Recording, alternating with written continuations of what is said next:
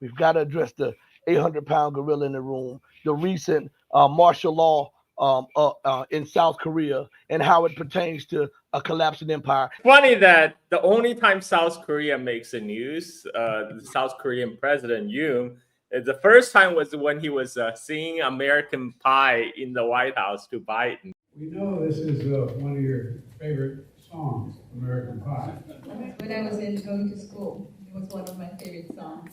Well, we wanted to hear you sing it. It's been a while,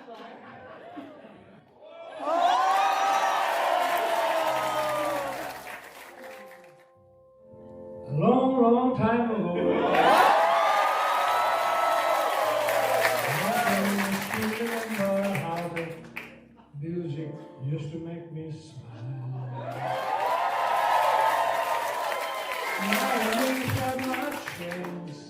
That I could make those people dance and they'd be happy for a while.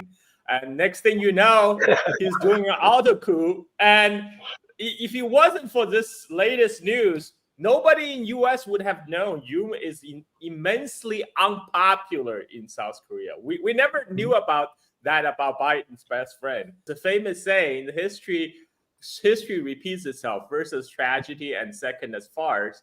South Korea had many coups before, many coup and martial law, national emergency, but it was all under the military dictatorship. This time, Yoon is mostly, in a democracy. Yet he's facing tremendous political pressure because he's unpopular. His wife broke in scandal in South Korean media. So what does he do? He declares national emergency, declare martial law, because he declares the oppositional party in South Korea as North Korean agents. Hostile state agents, and he uses opportunity to suspend the parliament, to declare emergency power, and send the South Korean military special forces to cordon off the South Korean parliament building so the representatives can't go in and declare the martial law unlawful.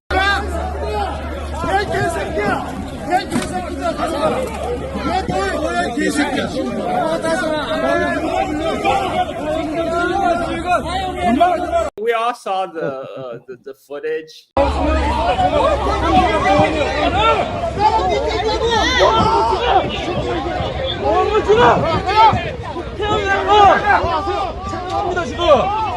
아니 막는 게 말이 돼?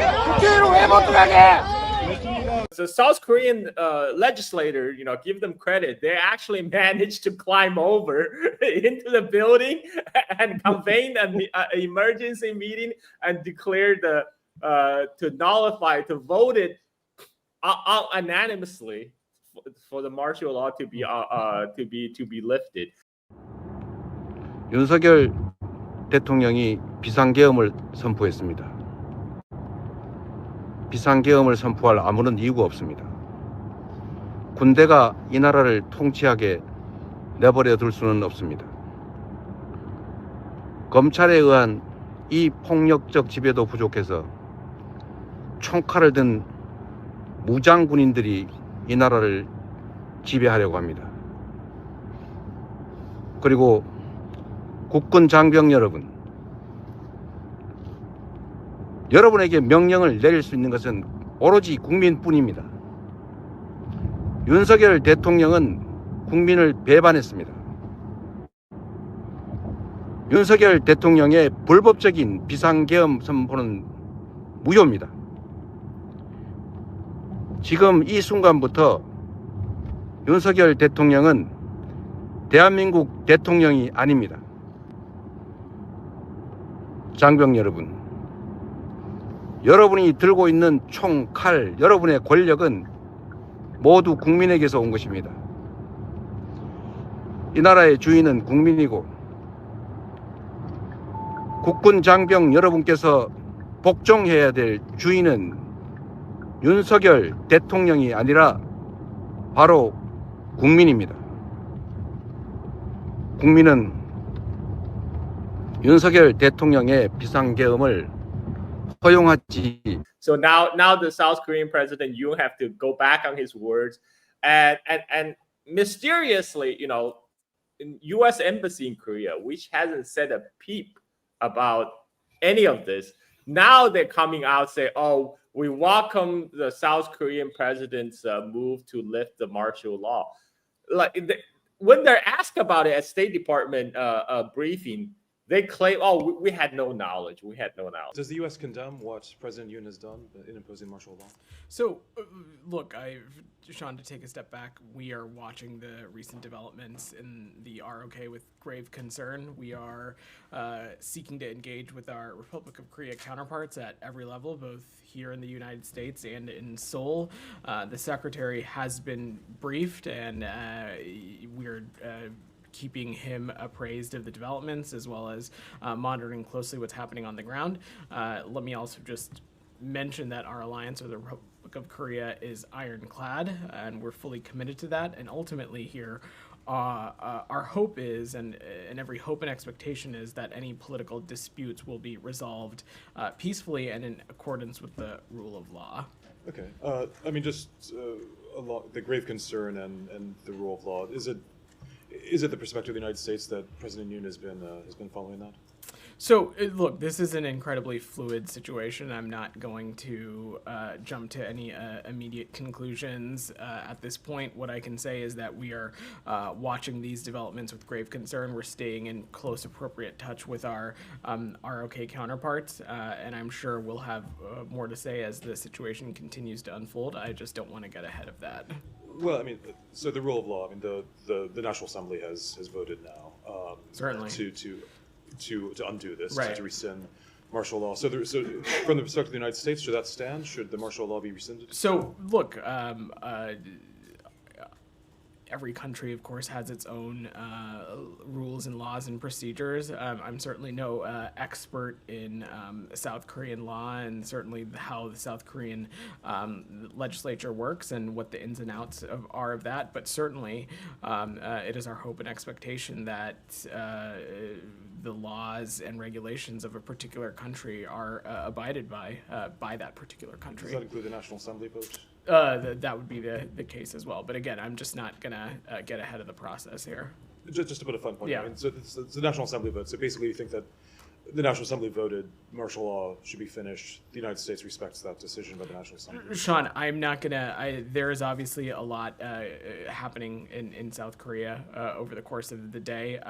Ultimately, for us, as I said, we want to see these political disputes resolved peacefully and in accordance with the rule of law. And of course, such a vote in the legislature would be consistent with that approach. But we're continuing to remain in close touch with our ROK counterparts, and I'm sure we'll read out any conversations that may or may not take place over the coming days.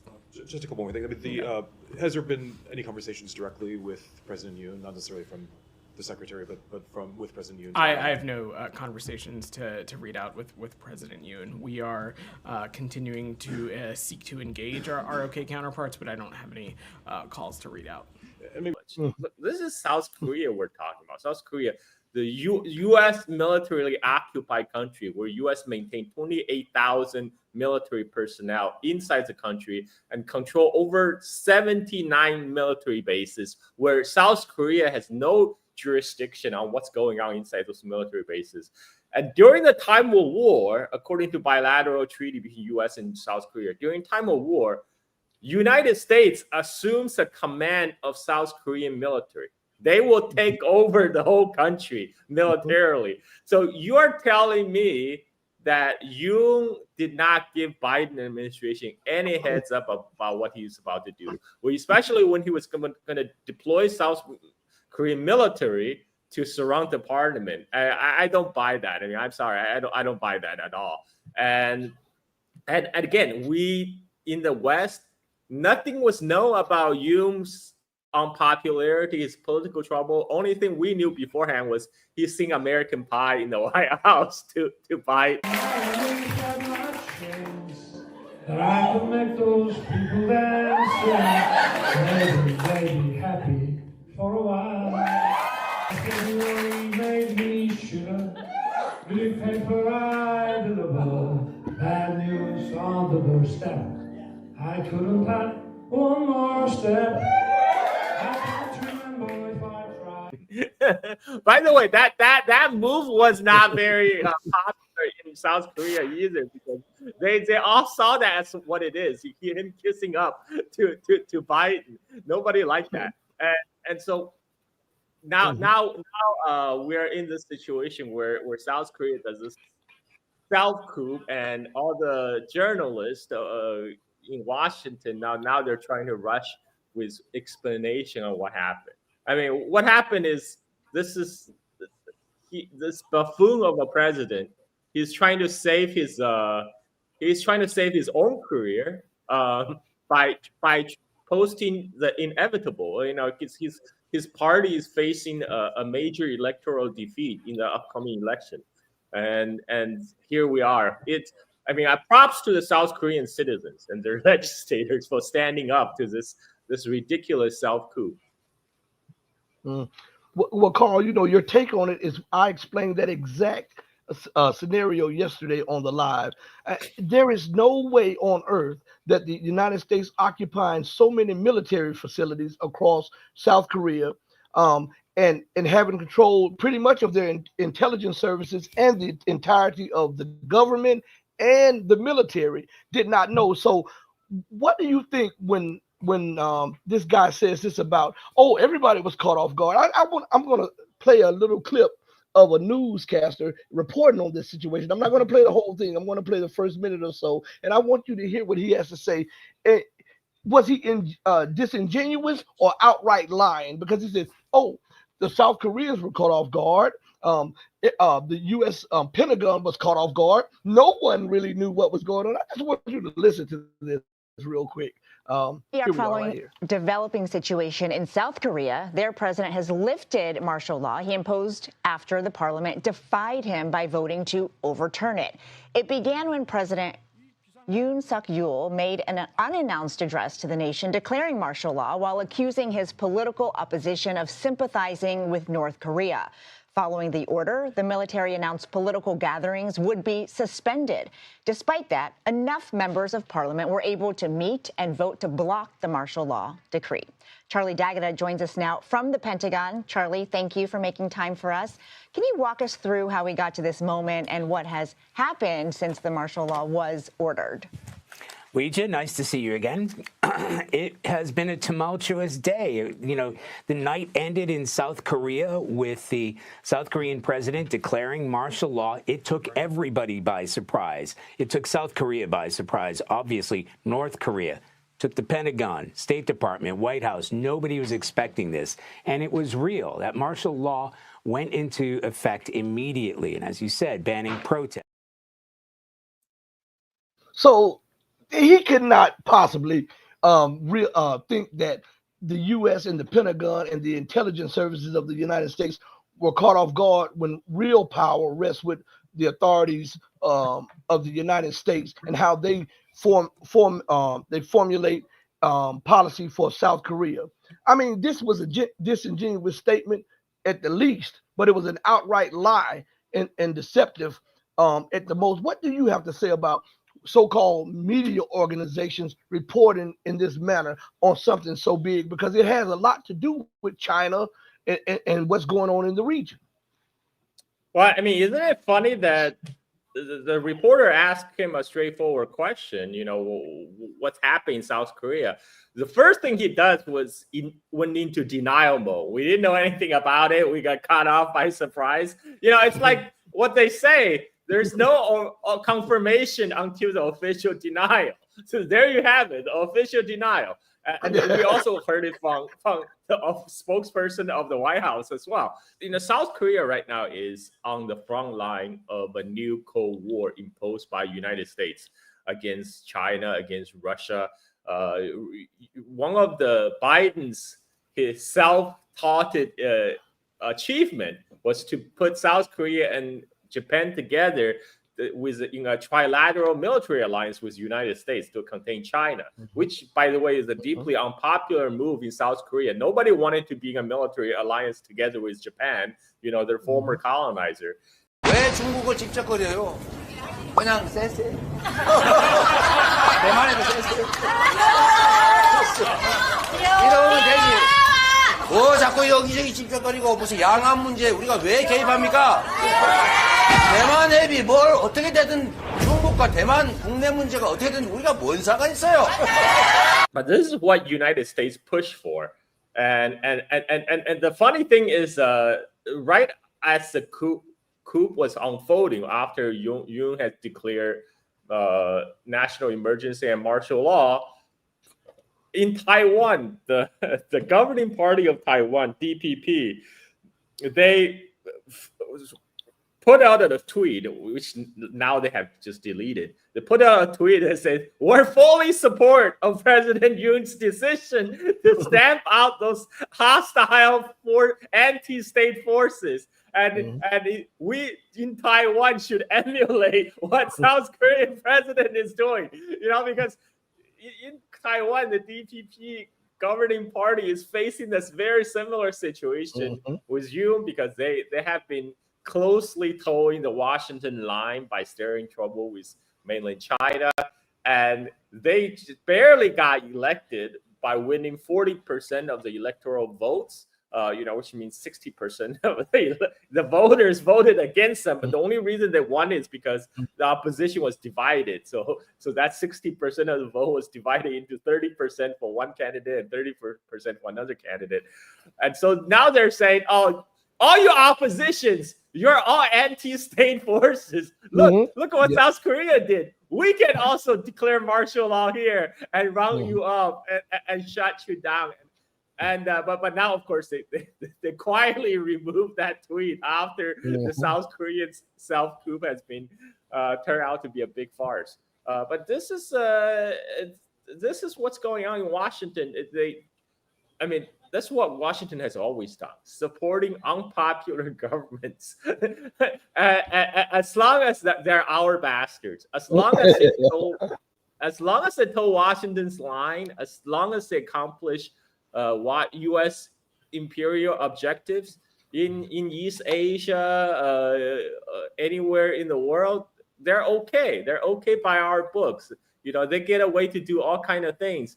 And U.S. at best turns a blind eye. At worst, U.S. actively support them. This is what happened in the previous South Korean coup. During the time of dictatorship, U.S. actually helped South Korean government to put down popular protests with a lot of bloodshed, and then provide political covering for them. The only reason that South Korea managed to transition to a democracy, this was because as the Cold War 1.0 was unfolding, United States realized, okay, we can't justify on anti-communism to support this military dictatorship anymore. We need more. We need a better reason to justify this. So this is why they then acquiesced to the democratic transition in places like South Korea, like Taiwan, and then now U.S. can say, "Oh, we are for democracy and freedom. We're defending this place because of democracy," and so we don't have to then backward doing mental gymnastics about how we're defending freedom when all these guys are military dictatorship. But the nature of South Korea's relationship with Washington remain unchanged. It's a militarily occupied country. South Korea can't say no to the United States.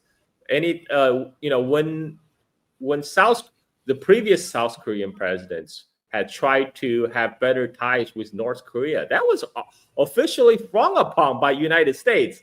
U.S. officially poo-pooed all the sunshine policy, whatever policy that South Korean government tried to have reconciliation with the North, because the tension in the Korean Peninsula is is very useful to the United States. That justifies the U.S. troops on the ground. That justifies the 79 military bases in South Korea. It justified for U.S. to put the THAAD system in South Korea, which they claim is against North Korea, but everyone knows it was used to against China.